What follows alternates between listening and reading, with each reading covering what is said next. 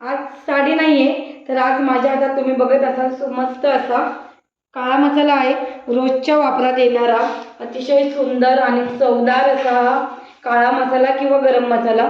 प्रत्येकजण वेगवेगळ्या नावाने याला म्हणतात. काळा मसाला किंवा बऱ्याच ठिकाणी गरम मसाला सुद्धा म्हणतात. खूप सुंदर घरगुती पद्धतीने बनवलेला आणि पारंपरिक पद्धतीने बनवलेला हा सुंदर असा काळा मसाला.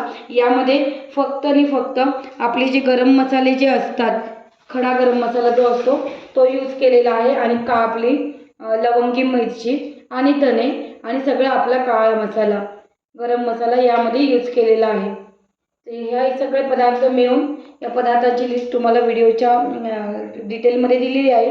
हे सगळे मसाले यूज करून आपण हा घरगुती काळा मसाला बनवलेला आहे. खूप सुंदर चवीला, अतिशय छान, अतिशय सुंदर कलर आलेला आहे भाजीला.